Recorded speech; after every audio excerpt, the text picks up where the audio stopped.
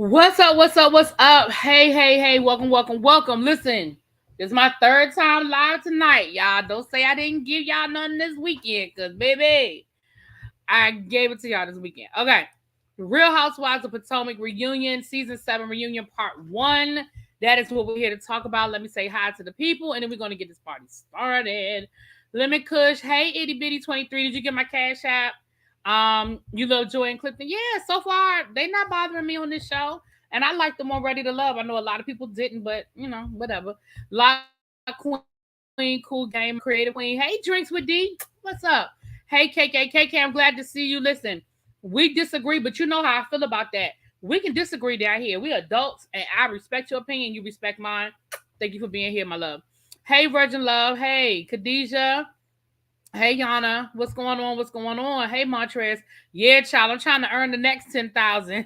I'm trying to earn the next 10,000 subscribers, honey. Yes, ma'am. Yes, yes.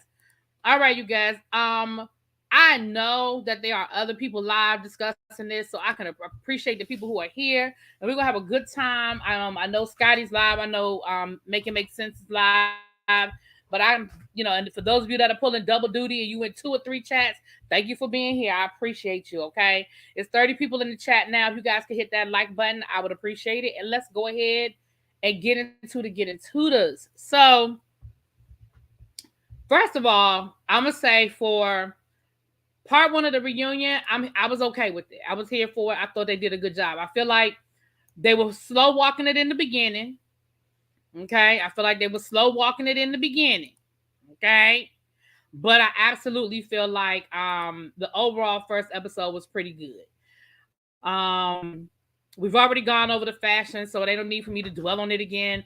Some dresses look, I still like them, sitting down and all that other stuff. Other dresses, I was like, I hated Ashley's dress even when I saw it on the looks. I didn't like it. Maybe I've had time to get used to it, but Giselle's dress didn't get on my nerves as much.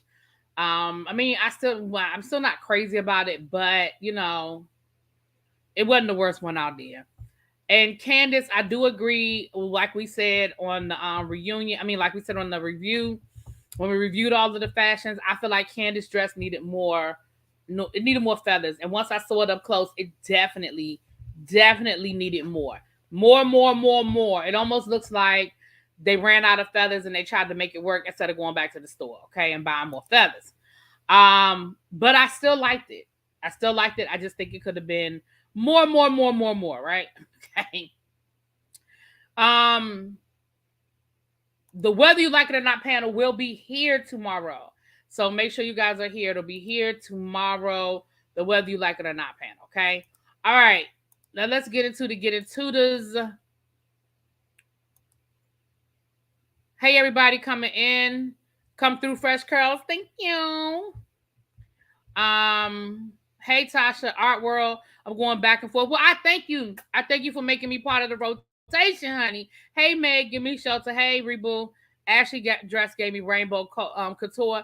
Yeah, I didn't like it, and it also gave me it gave me club.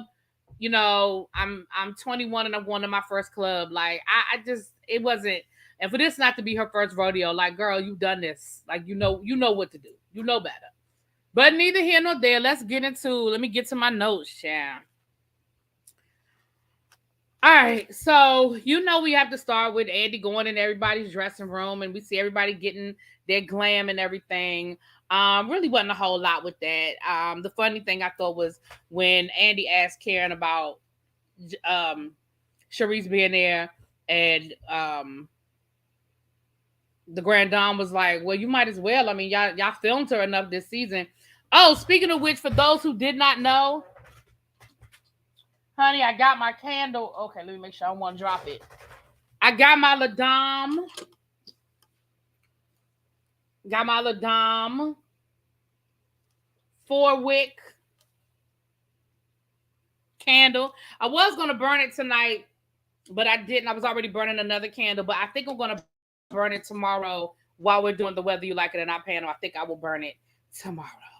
But anyway, and it is huge. Like it's huge. You see how big this thing is. I mean, it's it was 100. The regular price is $130, I think. I got it when she was running that 50% off sale, so I ain't pay $130. But it's a huge candle. I mean, I would say it's probably it's huge. Anyway, moving on. I forgot how many hours they said it'll burn. I forgot. But let's get into it. So they started us off with the whole podcast, the reasonably shady, the voice clips. What's up, Chloe? You didn't watch the episode yet, girl? It's good. It's good though. Yeah, it's huge. It is huge. And shout out to Itty Bitty for mailing it to me because I accidentally mailed it to her, child. Thank you so much, girl. So we have, we've all heard the clip by this point. Ashley, Giselle talking about the rumors about Juan, yada yada yada. Then we saw clips of Robin's one-on-one with Andy. So let me say this to you guys. The way that they're playing this up and the way that they're using it, girl, Robin ain't going nowhere. I just don't think they're going to fire Robin. When it's all over said and done, I don't think they're going to fire Robin. Thank you so much. Thank you, Khadijah. Khadijah says, congrats on all your success. Hold on. Oh, I really enjoy you and your channel. Candace and Wendy gave me life. Listen, didn't they give us life? They gave us some life. Thank you so much for the Cash App. We got to make it rain. We got to make it rain. When we get the cash out, we got to make it rain. Hey, hey, hey. Thank you so much. Well, super chat. It's not the cash app, super chat. Thank you so much. I appreciate it, though. Bohemian Fire. Yeah, it's called Bohemian Fire. Yes. I really thought part one was good. And that first minute, I think Robin may be told. You think so? I just feel like they're using it. I just feel like now they're using it for fodder. So I don't know how angry they really are about it. But then again, I mean, why not use it? I mean, they used Lisa Rinna up and then they filed at the end. So I don't know. I wouldn't be surprised to see if she got fired, but I definitely wouldn't be surprised to see her come back at this point. But we'll see. Andy talked to Robin about her being married again. Nobody cares. Karen was actually yawning when they were talking about. Karen is so shady. Karen was yawning, child. And she said that, she is surprised that they actually got married, but she happy for Robin. And Robin was like, yeah, I don't think you are. Girl, take the win and go sit down somewhere. Take the W, Robin, and go sit down. Take the W, Robin, and go sit down, okay? Then they did something that I have never heard them do before. I have never heard them address the seating. Now, again, I haven't looked at every reunion for every franchise of Real Housewives, but I have never heard them address the seating. Remember how much of a big deal they made about seating? Remember they posted the seating chart, which somebody told me they've done that before, but again, it was new to me to see them actually posting the seating arrangements. And Andy was like, well, it's really weird. I know that the seating is weird, but the producers, it's a conversation. Like, I'm not the only one that makes a decision, and we have to seat people based on who's getting along. And with this group, it's really hard this year because there's so many, basically complicated relationships.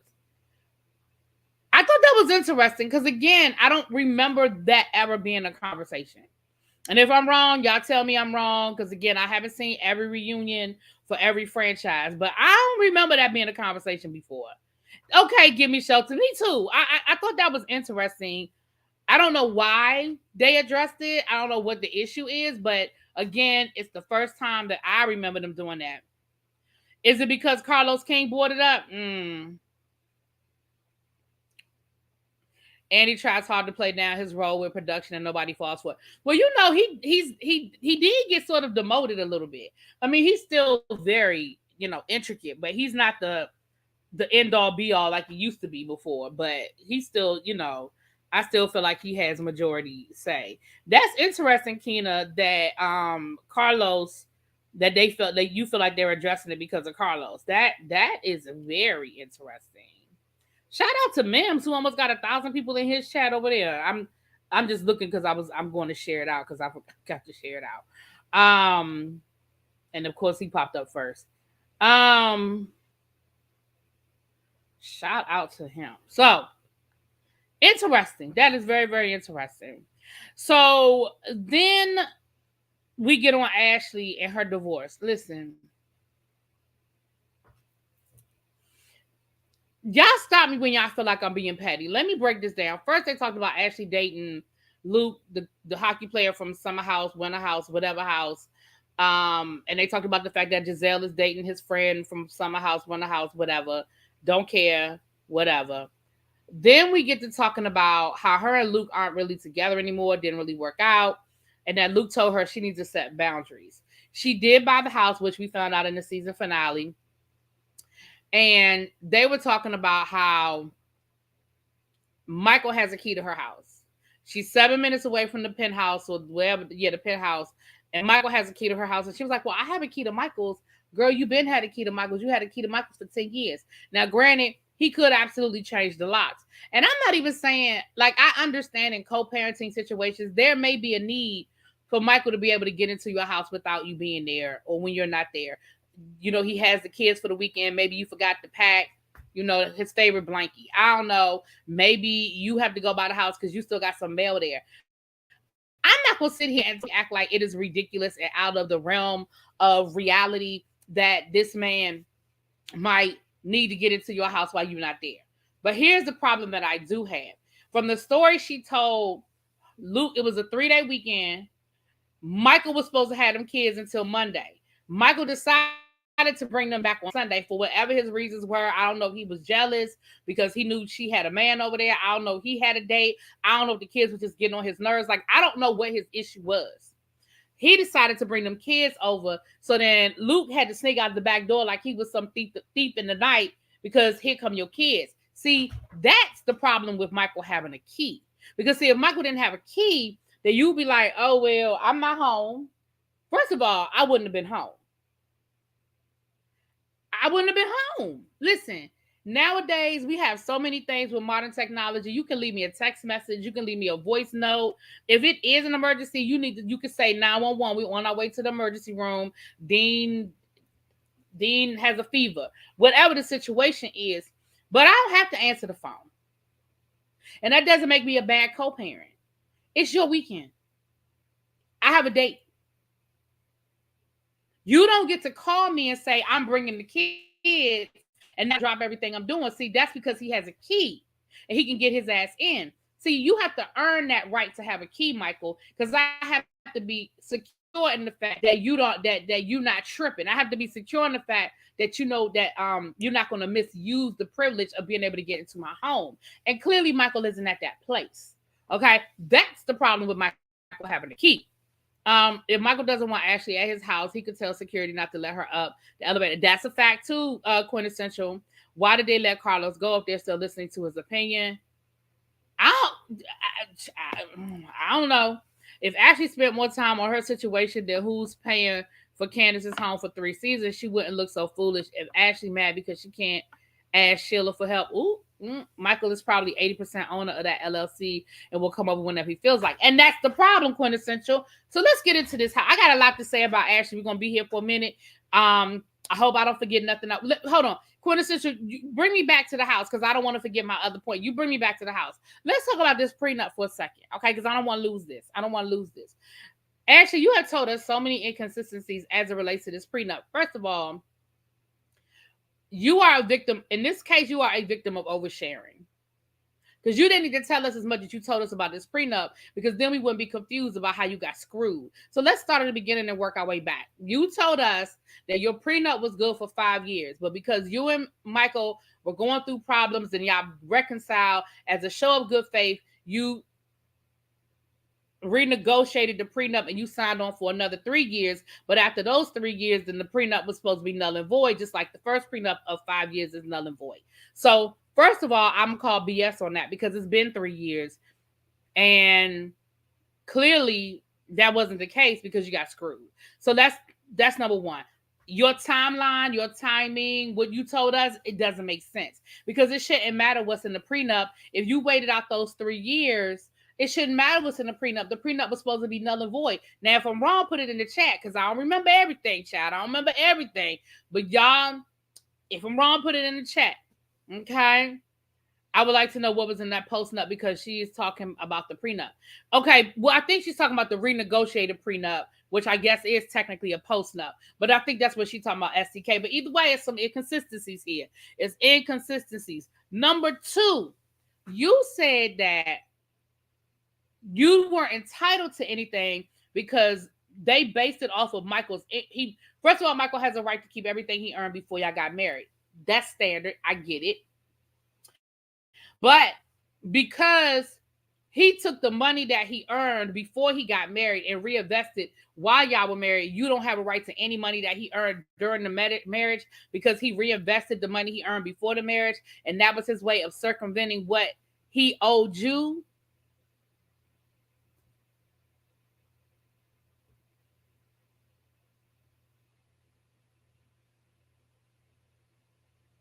And then you said that in your post-nup, pre-nup, whatever it is that y'all dealing with, you signed off on not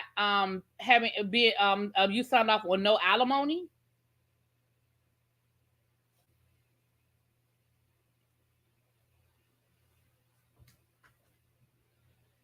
You didn't sign off for a lump sum, nothing.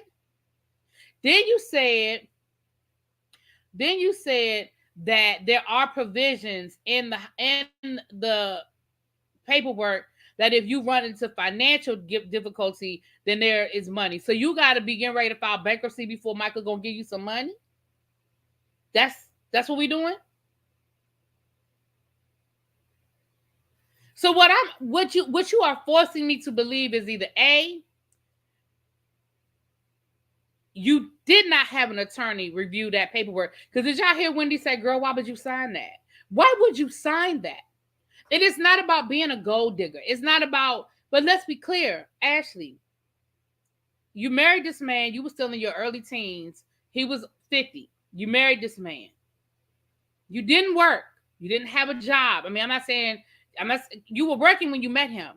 You did not work. So you had no steady income until the Real Housewives show and whatever businesses you might have done outside of that. You didn't have a job. So it's not about being a gold digger. It's about making sure that you have secured your bag. Why would you sign that without anybody reading it? That doesn't make any sense to me. Because either you have the worst attorney in the world or you didn't have anybody read it. Michael is a savvy businessman. Of course, the language is going to be in his favor. You really thought you was doing something, girl. Of course, the language is going to be in his favor. I think Michael is scared to give Ashley too much at once due to her family. Ashley took a huge gamble and failed. Everyone told her not to follow Michael. Child. Why would she do that? Wait a minute. Let me read up.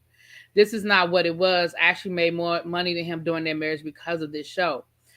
I'm gonna get to that, little baby. I'll get to that. I thought the money he earned while they were married was supposedly reinvested. That's what she's saying.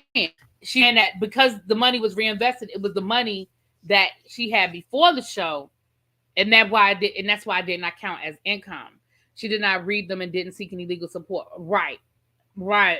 Sounds like Eddie and Nicole Murphy divorced. Well, the thing is, Eddie Murphy gave Nicole a lump sum. She just blew through it. Eddie Murphy gave Nicole. She walked away with money from their marriage. She just spent it. She said that herself. I don't remember how much it was, but she walked away with money. She did get a settlement from Eddie Murphy, but she blew it. Ashley is going to have to take her dance child, not to OnlyFans. Poor Tink Tink. Right. Michael said he wasn't going to do it on camera. Exactly. Ashley is lying to get alimony. That's court orders. Ashley doesn't want Bravo and her family how much Michael is really worth, allegedly. It makes perfect sense to me. Ashley was young and thought she was going to walk Michael out. She wanted Michael to go on to glory. Child. So here's the way my understanding, and I could be wrong because y'all know I didn't go to nobody's law school, but the way it was explained to me is this. It's based on her alleged settlement, alimony, whatever, is based on the amount of money that was made um during the show. I mean during the marriage. Now in the first part of their marriage, Michael probably did make more money than Ashley.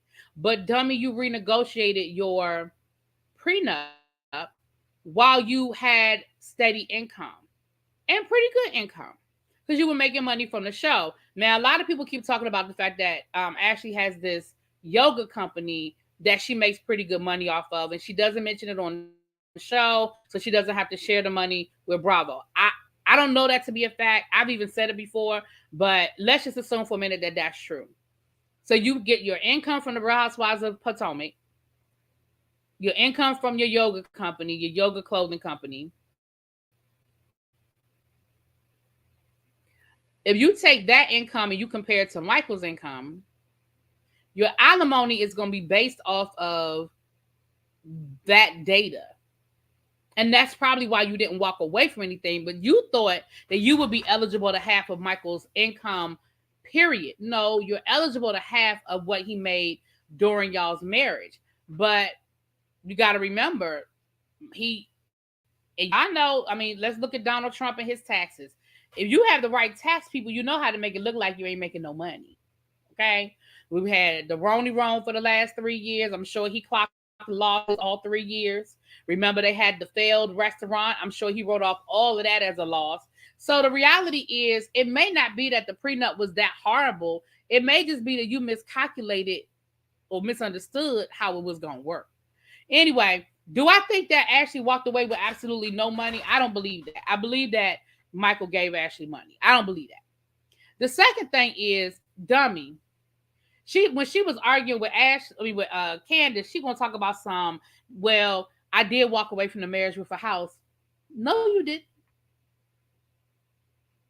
You didn't walk away from that marriage with a house. Not if you talking about some. You don't know how you gonna pay your $13,000 mortgage every month, ma'am. You don't own that house. Now, if you had walked away from that marriage with a $2 million house with a deed paid in full, I would even be like, okay, cool, because you could always borrow against it, whatever. But ma'am, oh Lord, StreamYard is tripping, y'all. How is the connection on y'all's end? My StreamYard is tripping.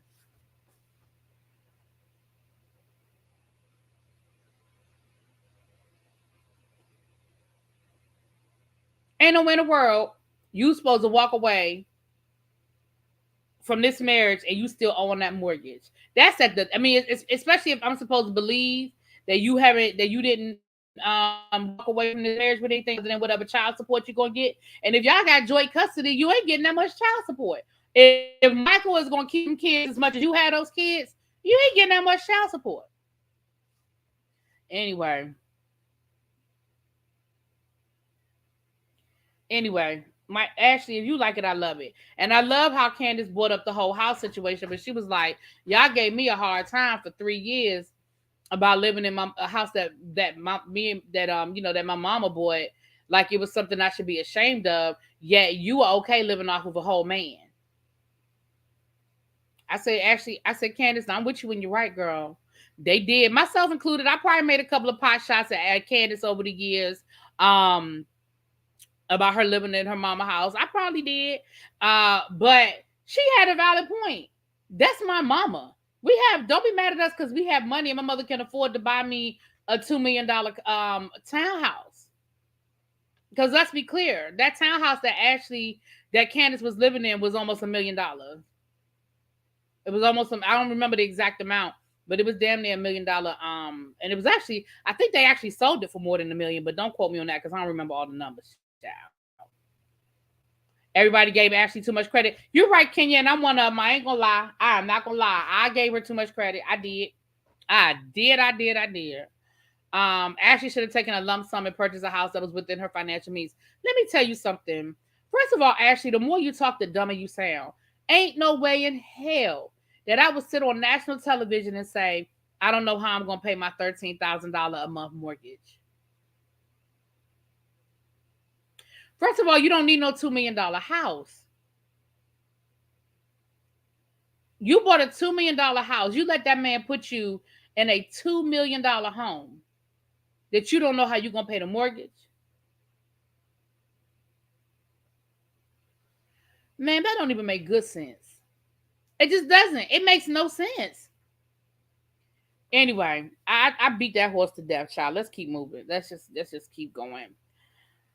Oh, let me see. Let's see. Boundary issues, prenup. Okay, I think I covered it, child. I got that. Then we move on to Mia. Listen, they asked me about her having the threesomes, and she said, well, I understood that she said, me and Gordon, we don't step out as much as we used to because we do have kids and stuff. But I understood that I had, the same way I got them is the same way I had to keep them. And so, we still do what we do. And Ashley was like, exactly. And I didn't want to do it anymore. And that's why I walked away from the marriage. I mean, that's respectable. I mean, So we got into Mia and this illness. Listen. Far be it for me to lessen anybody's pain. Far be it for me to make up and listen. Mia, girl, you had a rash. You had a rash. And don't get me wrong, do I think that sometimes doctors can scare you? Um yes, they can. But girl, you had a rash. And I love how Gordon said, she said, well, um, it's just scary when the doctors, when you think that maybe you could die at any minute. And Gordon was like, yeah, it's scary because I understood that that's how you understood what the doctor said. Meaning that ain't what the doctor said, but that's what you understood that the doctor said. Listen, girl, you had a rash. And here's the thing. Do the doctors send you around Robin Hood's barn sometime to absolutely exclude all possibility? Absolutely. That's what they're supposed to do. They're doctors. If they see something that don't look right, they're supposed to examine it. They're supposed to, especially if it's lumps. I mean, they're absolutely supposed to do that.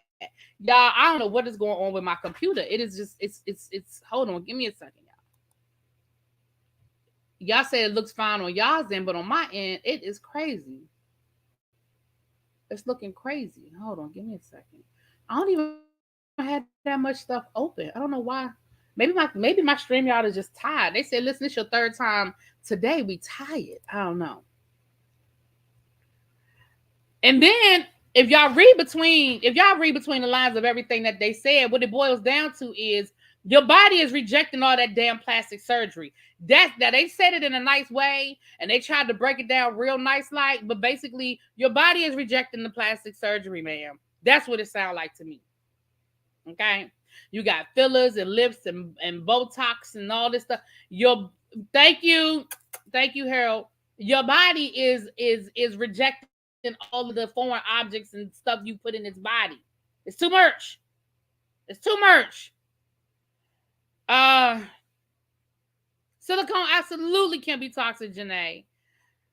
So then she said, and you have uterine tissue that could lead to you having it could lead to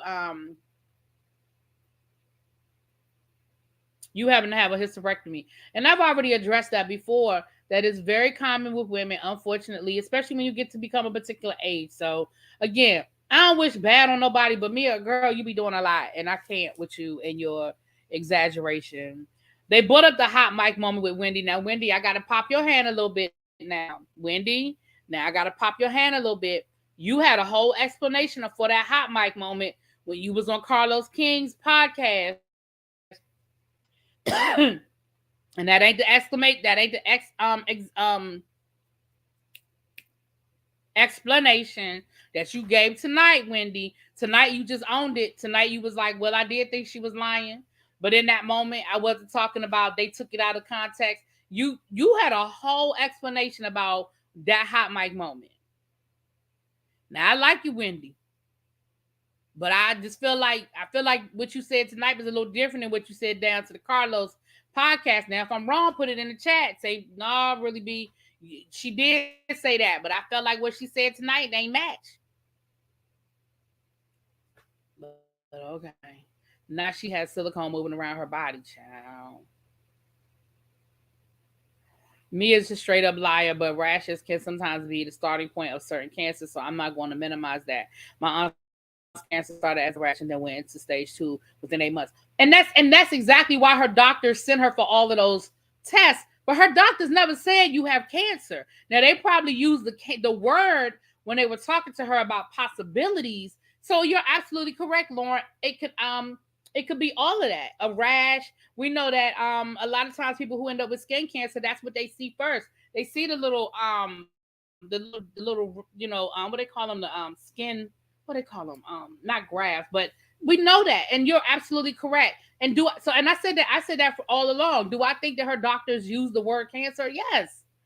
I think her doctor sent her for tests and they use the word cancer. Not you have it, but you want to eliminate it. I absolutely lesions. Thank you, Lauren. I absolutely believe that. But I do not believe that they ever diagnosed her with anything. And I feel like she went to the internet with all this, oh my gosh, oh my gosh, oh my gosh. And them doctors ain't never say that girl had no daggone kids. I told you that happened to me when I got my last mammogram. They were like, okay, we need you to go get your records from your last because I went to a new place from where I got my mammogram the last time or the time before last.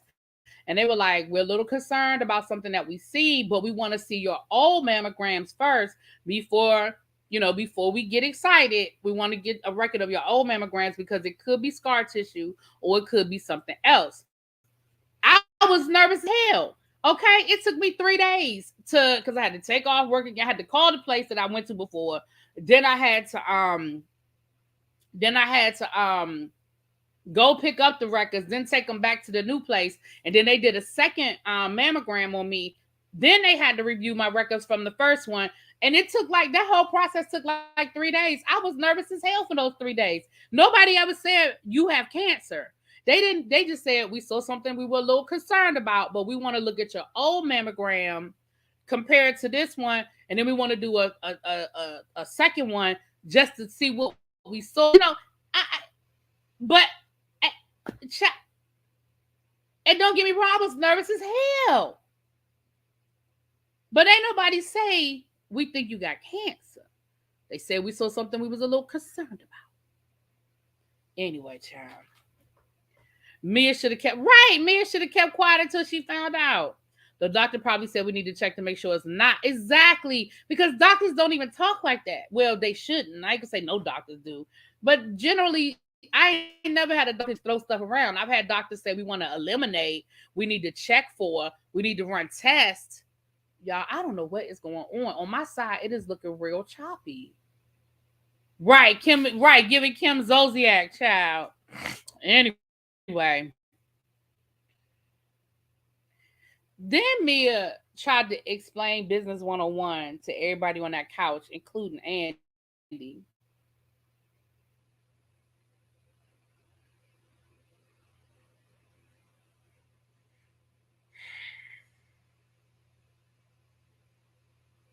Now, me, I ain't never been in nobody's business school. Okay. Matter of fact, I struggled through all of the business associated classes I took in college. Microeconomics, macroeconomics. I ain't gonna lie, I did. I struggled through them. Okay. Not my thing. But it did not take MBA to understand how business works and that you were trying to finagle and fiducial and you was coming with the fugazi. Long story short, you tried to act like you and Gordon built up this corporation that had all of these franchises when in actuality it was Gordon and his brother who built up the corporation that had all these franchises. And she was like, well, when you have business with somebody, I mean, they can just take you off of the account whenever they want to. Girl, that is not how any of this works. Your partner, unless they do some fugazi, your partner can't just come up and go down to the bank and get your name taken off of all of the accounts without your permission. That is not how this works. That is not how any of this works. That is no, ma'am. What it boils down to is the board was split. That's what this would it sound like to me. The board was split. they wanted to get rid of your husband because they really wanted to get rid of you, is what it sounded like. Because in all the years that G was running the business, it sounded like it wasn't no issue. It sounded like once you got involved, now the family had a problem and the family was side-eyeing the situation. And yes, you probably were spending too much money. And yes, you probably were funneling money in places that money didn't need to be funneled. And so they was trying to get him out of there. And it's so facto, if they got him out, then they got you out because you wasn't running shit. Because here's the thing. If you really were officially made the CEO, then why did it matter? If Gordon had really retired, if he had officially retired and handed over the reins to you and you were running the day-to-day, then they wouldn't have been focusing on firing G. They would have been firing you. The fact that they were focusing on firing him tells me that you wasn't running shit. You had a job and you were on payroll and you were collecting a salary, but you wasn't running the day-to-day of nothing. It was all for the storyline. Then you talking about you went from making, you're not making anything and y'all are living off of y'all savings and y'all had all these rental properties. Why y'all renting all these properties? Again, I didn't go to nobody's business school, so maybe it was more advantageous to rent rather than to own. But my mama always told me, God bless the child that's got his own. You mean to tell me y'all was renting 4 different properties and y'all didn't think to buy nothing?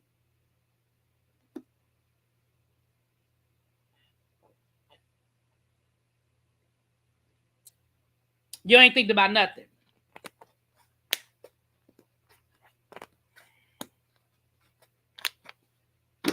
Anyway, Mia, ain't nobody stupid. And damn sure not the women on that couch. Now, we can talk about the fact that, Karen got a failed business, Every Hue Beauty, and Robin selling them garage, gas station hats. Okay. Ashley got her invisible, yoga company. The Grand Dame selling $160 candles down to the La Dame. Like, we can talk about what people's businesses are, but the one thing for sure and the two things for certain, they understand basics. And all that shit you was selling, wasn't nobody buying, ma'am. Not a one person on that couch. Then you finally got mad. You finally got mad and was like, I'm not doing this. Move on. Next question. I'm not getting ready to explain it to these ladies. They think it's funny and they're laughing. Girl, they're not laughing about with your explanation. They're laughing at how silly your explanation was, girl. Anyway. Child.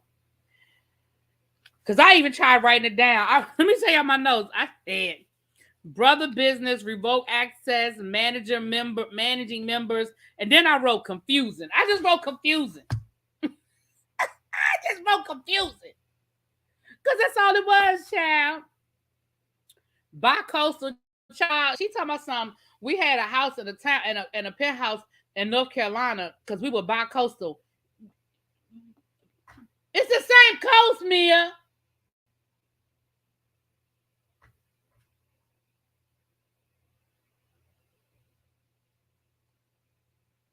The coast in North Carolina is the same side of the country as the coast here in Maryland. Girl, what do you do?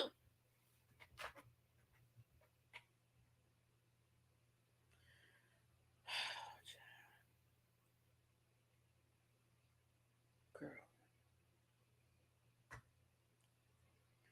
Then Giselle, with her shady ass, talking about, well, word on the street was that there was some questionable that maybe y'all would embezzle. I don't know if she used the word embezzlement, but basically she said that y'all were basically mismanaging funds, which is embezzlement. It's just a nicer way of saying it. But they were alleging that she was taking. No, North Carolina is North Coast. I mean, she said we bi-coastal. Girl, but all the property you named was all on the East Coast. You didn't say we have a condo in LA. You said we have a condo and a house in Charlotte. Well, in North Carolina. And then you had two, and it was all rental. You didn't buy nothing.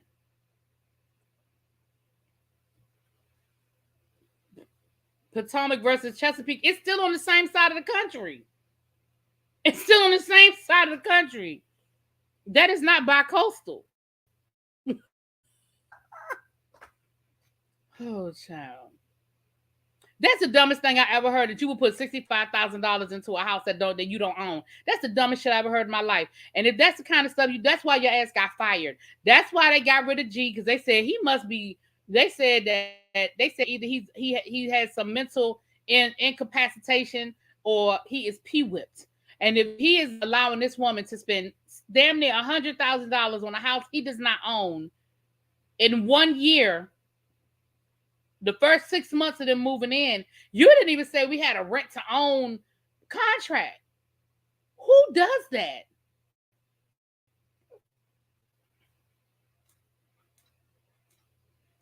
No, Charlotte ain't even on the coast. Nope, it ain't. It ain't even the coast. But who does that? Like, I understand doing a few odds and ends in a rental property. I mean, we've all been in a rental property and we might have painted or, you do a few little odds and ends, but who was putting that kind of money into a rental property? That is crazy.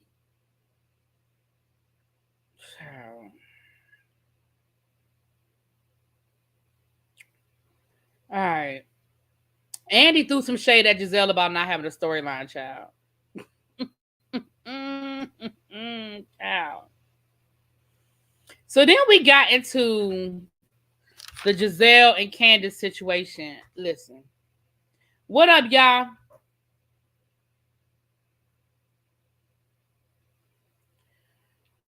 Can I tell y'all that the way Candace handled the utter dog,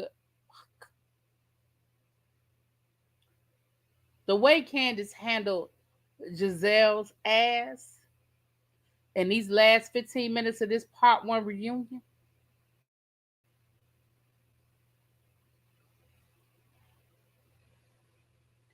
I appreciate that Candace cleared up the fact that, and they were bi-coastal from here to North Carolina. Right, child. Get me on a Webster Oxford definition, child. Right now, all of a sudden, right now, Giselle wants to move on. Hey, E Stark, you ain't seen you in a while. Hey, boo. Listen, I can appreciate that Candace explained that her issue isn't about Giselle saying she felt uncomfortable. Her issue is everything that Giselle said after that. Her issue is them accusing Chris of grabbing people on the butt. Her issue is her saying, all the shit that she said, child. They gave it, production gave us a whole backstory to it. Her sliding in the DMs, her calling him a sneaky link, all those things that Giselle said. That is their issue. Giselle was like, you accused me of accusing him of sexual assault, and I didn't do that. I didn't do that. And I was like, see, this is why you need to understand why your words are why words mean things and why they could be very hurtful. Because you absolutely, like that man was walking around grabbing people on the butt and rubbing up beside their thigh, that absolutely falls under the category. Now, is it as egregious as RAPE? No, it is not. But is it absolutely assault? It absolutely is. Careers have been ruined for less. Careers have been ruined for less.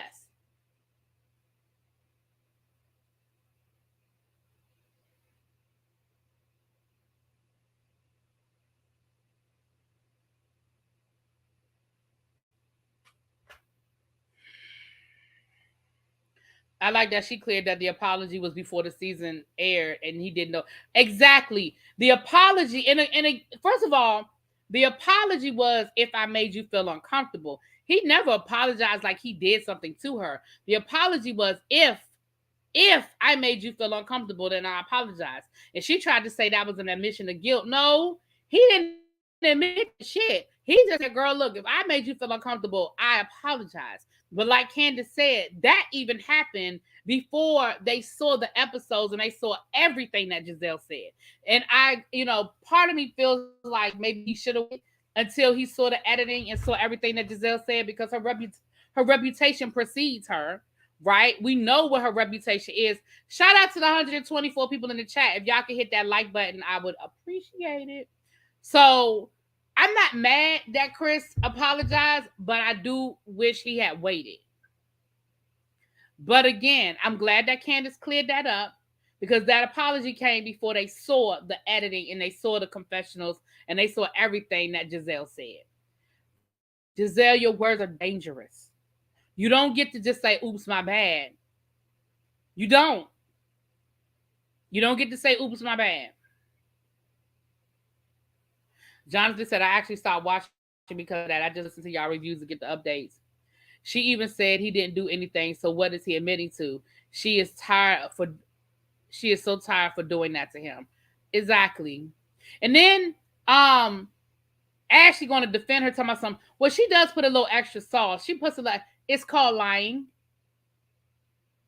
It's called lying. Like, we can come up with a whole bunch of pretty words for it. Oh, I put a little extra sauce. No, you lied. You exaggerated, and exaggerated is a pretty word for lie. If I say, man, I got a super chat the other day for $50, and I really got a super chat for $10, I lied. Now you can say I exaggerated. Okay, it's a lie. It's a pretty word for lie, but it's a lie.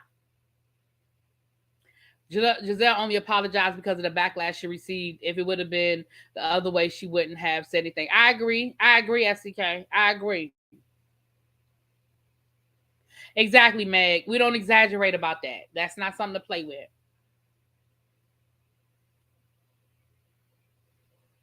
Okay, I can see that, but the whole season surrounded her misinterpreting and fabricating events. Why didn't he learn from his lesson? But again, he didn't apologize for doing anything wrong. He said, if I offended you or if I made you feel uncomfortable, I'm sorry. I don't have a problem with him saying that because he didn't admit to anything. He didn't say I did anything wrong. He just said he was apologizing. Listen, people's feelings are valid. So granted, it's Giselle, and we don't trust Giselle, but her feelings are valid. So if he's not saying I did anything, he is saying that if my actions made you uncomfortable, then I apologize for making you feel uncomfortable. He's just apologizing for how she feels, and her feelings are valid. It's just that it's Giselle, and we don't believe her, and we think it's bullshit. But I don't have a problem with him doing that because he did it in writing so that there would be no misunderstanding about what he said. She can't come back later and be like, well, he said da-da-da-da. No, he said A, B, and C because here's the text message or the inbox or whatever. And I'm sure that Candace was sitting right there when he did it. Again, I didn't have a problem with that part. But, once we saw how the season played out, but I can understand where you're coming from. Give me shelter to be like, she shouldn't have said, I understand where you're coming from. It's a lie through exaggeration, as my Nana would say. Right. Chris showed he had the ability to be grown enough to say, hey, this isn't what I intended, but if you felt that way, I'm sorry. Exactly. And I didn't see nothing wrong with that. I understand why Give Me Shelter was like, hell no, he shouldn't have said nothing, but I feel it.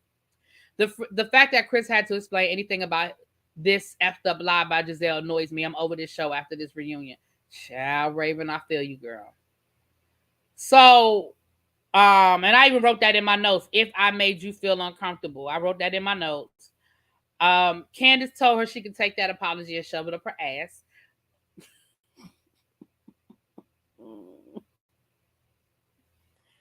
Listen, I know Candace is gonna probably get some backlash for the uterus comment. Somebody gonna be like, she making uterus. But listen, I feel like what Candace was saying was what a lot of us said. Girl, you had a whole storyline that you chose not to use. You absolutely could have used what you've been going through for the last couple of years as a woman and tell your story, because a lot of women deal with these things. A lot of women deal with fibroids and reproductive issues, having to get hysterectomies or partial hysterectomies. I told you guys my story. Like, you had a whole sympathetic storyline, Giselle, because most people would be very, especially women, which this show's major demographic are women. You absolutely would have gotten a lot of sympathy, and a lot of people would have been, I ain't saying drag it out for 3 seasons. Like, it ain't that worthy to drag it out, but you absolutely could have taken us to some doctor's visits. You absolutely could have had the conversation and maybe call your mom, maybe talk to your best friend, aka Robert. Like, we found out when you was leaving the doctor for your pre-op appointment. And it was an afterthought, the conversation you had with your daughters. It was an afterthought. I remember when I went to the doctor and the doctor said to me, look, I'm really concerned because my stuff kept coming back. They would do the procedure and it kept coming back. And my doctor said, my concern is that it keeps coming back and that eventually it's going to come back cancerous. So again, going back to what I said about me, the doctor didn't say I was going to get cancer. He said, I'm worried about it coming back cancerous. Do y'all know the first person I called when I left the doctor's office that day was my mama? And I know everybody don't have the same relationship, but season 1, we saw Giselle's mama season 1. We ain't seen Giselle's. You know what? We ain't seen Giselle's mama since season 1. But the first person I called was my mom. And then when I went back to my doctor's appointment, the next doctor's appointment where we were going over my test and he was giving me his final recommendation, I took my mama with me because I said I might forget to ask some questions. And I was grown. Okay, I was grown. But I took my mom with me because I was like, I may not ask the right questions. And I, like, let me talk to my mom. Let my mom be in the room. She might remember something that I'm going to forget. Like I was, and my mom went with me to the doctor's appointment. And I remember we left the doctor and we sat outside talking for a little while after we left the doctor. And she gave me her opinion. And it was what it was. So I just feel like there was a lot you could have given us, Giselle. So when she made the uterus comment, I feel like that's where the uterus comment was coming from. But I know there's going to be some people that's going to be like, there go Candace in her mouth. But I mean, again, could she have said it differently? Sure. But I wasn't upset that she came for Giselle because I just feel like it was so much more she could give us. We've seen more of her daddy than her mammy. I'm going to see a specialist to see if I'm a candidate for fibroid removal service.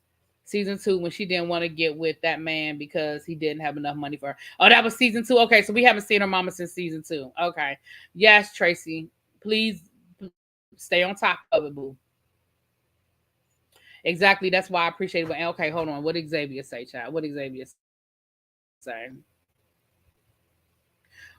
Why? It's true, Giselle is overgrown. Dusty. Oh, Lord. Anyway. That's what makes the show real. Right. And especially when you're dealing with your major demographic is women. Like something like that is again, and it would have probably made Giselle a little sympathetic, which she ain't very sympathetic when it comes to this show, Giselle's afraid to share her family and true life with us. She has embarrassed her mom and her dad has embarrassed her on the show, and that's true. That's a good idea to take someone with you when you're experiencing the medical. Yeah, Auntie Didi, my mom always had the best questions when I would call her about stuff. And she was like, well, what did the doctor say this? Did you ask about this? And I was like, Ma, I didn't even think about, like, some of the stuff my mother would be like, I didn't even think about that. And I was like, well, can you go with me when my tests come back? Can you go to my follow-up appointment? And she was like, yeah, because I just was like, I want to make sure I'm asking all the right questions. This is a major decision that I have to make. And even though I was never concerned about having children, it's one thing to say, nah, I don't think I want kids. It's something else to eliminate the possibility. You know what I'm saying? Yes, when you're a nervous wreck, sometimes things slip your mind, especially when we're in the midst of the storm. You're not thinking about all that. Right, exactly, Lauren. I was just like, that's what made Real Housewives of Atlanta good in the beginning years. Yes. Prayers for Tracy, absolutely. I know that's my boo. After what happened on the show with Sherman, she really hasn't shared her life anymore. Season 3 and the beginning of season 4. Yeah, and I do think the Sherman thing hurt her. I think it was real. I don't think it was a made up storyline. I think maybe she was more into him than he was into her. Like, I think to him it was something to do. It was a little light fling thing, and for her, she was looking for husband. You know what I'm saying? And I don't think they were ever on the same page as far as that's concerned. But I do think it was real for her. I had 5 workers moved and they came back. That's why so many doctors recommended hysterectomy. Yeah, mine kept coming back. Like, over the years, I had 1, 2, 3, 4. Over the years, I had 4 different procedures. And that's when my doctor was like, they keep coming back. And I was like, I know. And it kept getting worse. Like, I don't want to be too explicit, but it got really bad. Like, I was anemic. Like, my doctor, it almost got to the point where my doctor was like, I don't want you driving. Because I was so anemic, he was worried about me passing out. And he was legit about to put me on, you can't drive yourself nowhere. And I was like, oh no, we can't do that. Like, at the time I was working, at the time, my commute to work was almost an hour and a half. Like, it was taking me almost an hour and a half to get to work every day. Well, going to work, it took me an hour. Coming home, it took me an hour and a half. But I was like, how am I going to get to work? If you put me on bed rest, what am I supposed to do? Well, not bed rest, but I can't drive. But that's how bad it got. That's how bad my anemia was. That he was like, your numbers are so low. Like, he did keep me home for a week.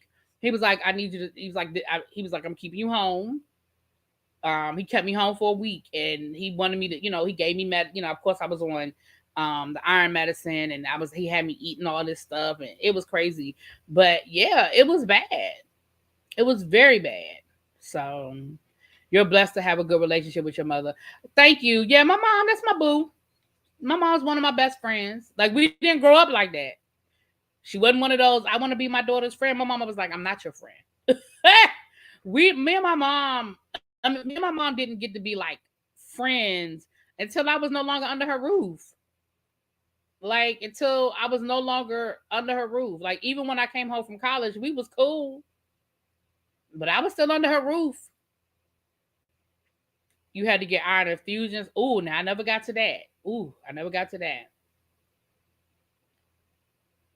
You had a hysterectomy at 39. See, that's what I'm saying. Like, there is so much real life there. Anyway, I don't want to beat that dead horse, child. But again, I think part 1 was good. I think they gave us a good part 1.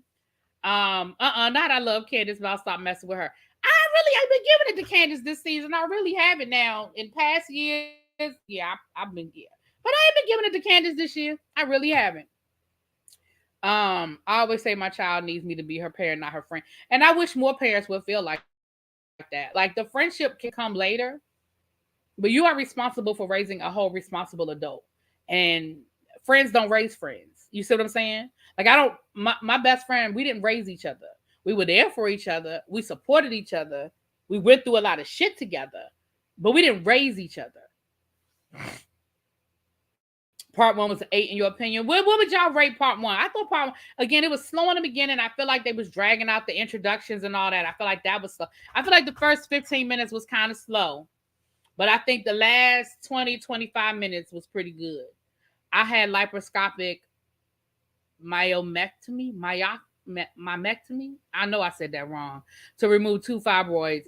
One was the size of a grapefruit and the other the size of an orange. So no incision cuts or marks. I have those small dots on my stomach. I had that as well. I got the 3 little dots on my stomach. They've worn out. You know what? Now that I think about it, my little scars have worn away over the years because they were very, very small. All right, I see a 7.5. I see a 7. I see an 8.5. Being scared doesn't make you a baby. Tracy, getting cut open is scary. Fear is normal. Tracy, I get it, baby. I do. But do what them doctors telling you to do. If you feel like you need a second opinion, get a second opinion. But take care of that. Take care of that. Oh, KFS at a 6. That's the lowest one I see so far. I think it was pretty good. I definitely give it I would give it like an 8. I would give it an 8. Like, again, like I said, I feel like it started slow. But between a 7.5 and an 8 is what I would probably give it.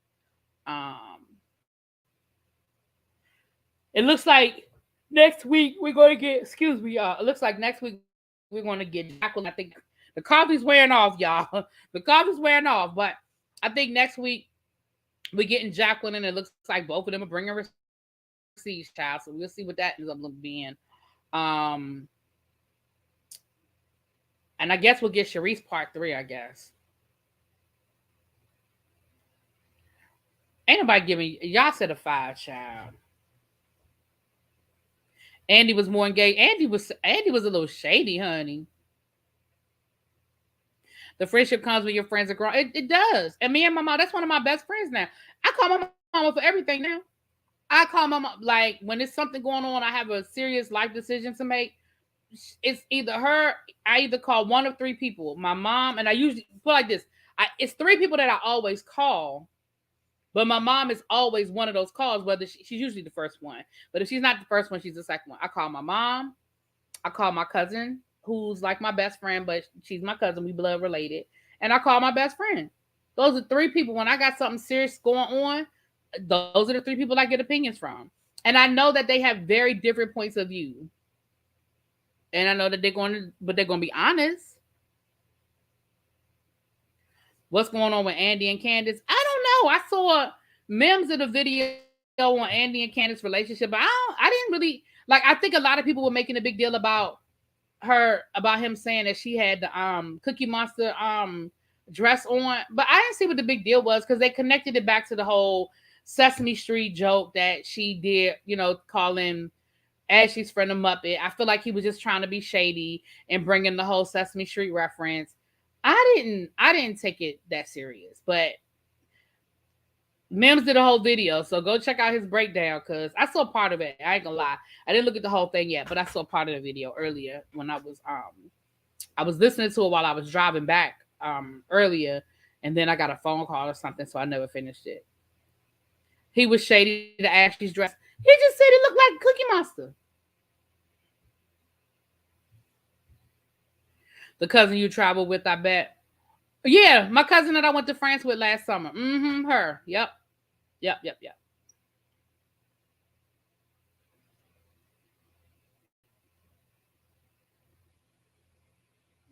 So. Hey, Tracy Quartermain, what's going on? Candy gets on Andy's nerves. Yeah, I mean, do I think that Candace is Andy's favorite? No, I really don't. But I don't think he hates her. Candy Andy has his favorites. He has his favorites, and Candace ain't one of them. I mean, that's just really what it boils down to. She's not one of them, I think their relationship is cordial, but I don't think he really likes her because she would let him have it too, call him out. Yeah. Thank you, Corey. Yeah, I mean, and that could very well be it, that he ain't crazy about Candace because Candace will. But I mean, again, I don't think he's been pretty clear about that. Yeah, Cola, I saw that part where Giselle said she asked Andy if he'd ever been with a woman, and he said no, but he's curious. And so she was like, "Well, how old are you?" He said 54. She said, "Okay, well, if you don't get none from 60, then I'll do it." And he was like, "Oh, I think that would be." They laughed about it, but he was like, "Oh, I think that'll be an HR issue." But it was just a little joke. It was a little jokey joke. Listen, if Andy wanted a piece of the hot box, he got enough money to get the best service in New York with all of the discretion that he needs, child.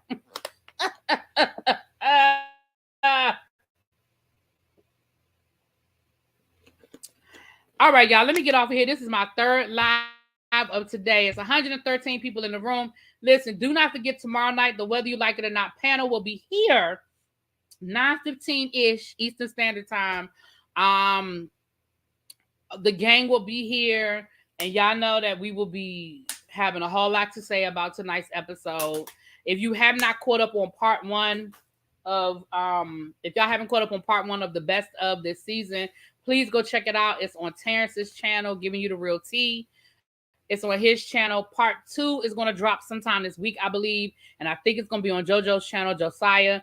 So I will see you guys back here tomorrow. If you have not hit the like button, please hit the like button on your way out.